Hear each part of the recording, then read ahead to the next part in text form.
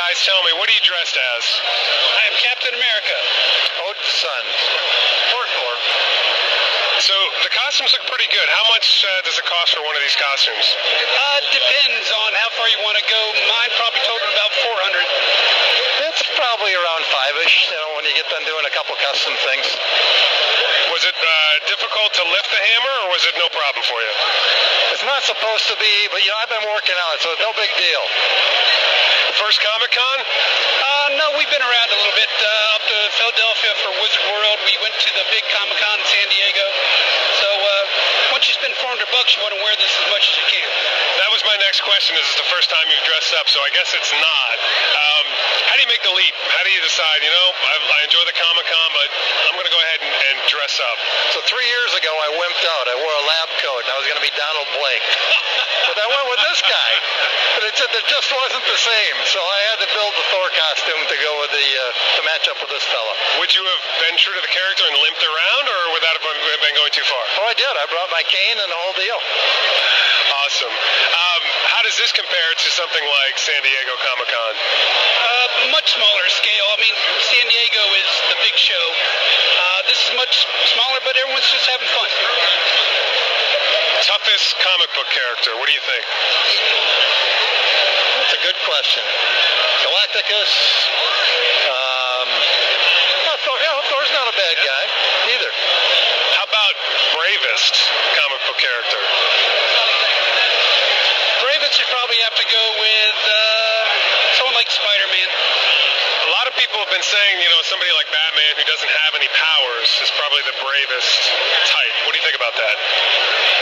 Yeah, it's a mixed bag. You might even say that Captain America's pretty brave. He gets socked around pretty good. The last movie, he took some pretty good hits from the bad guys and Iron Man or whatever.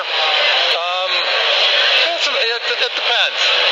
What do you guys think of the upcoming sequels, Thor and Captain America? Are you excited about it? Are you nervous? What do you think? I think they look interesting. I think they're taking things in a good direction, and especially the Captain America one looks like it's going to be rooted a little more reality-based.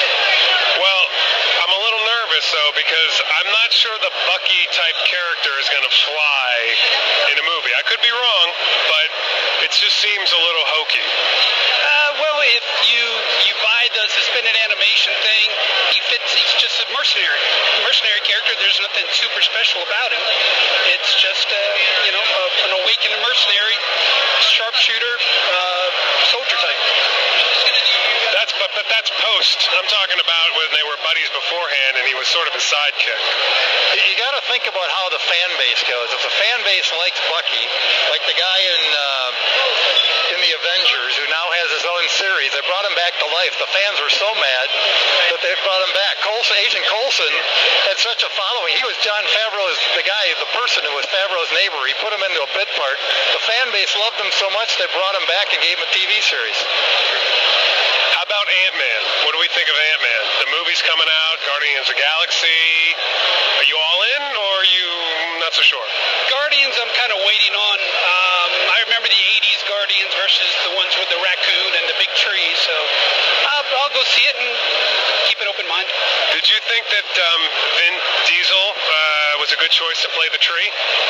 Yeah, his acting is pretty wooden. I actually don't know if that's true or not, but I just figured I would ask what you thought of Vin Diesel. Are you mad that Stan Lee isn't here this year?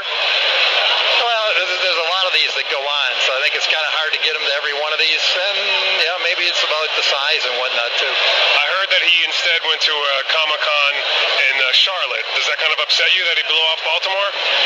No, I don't have any personal stake in it either way.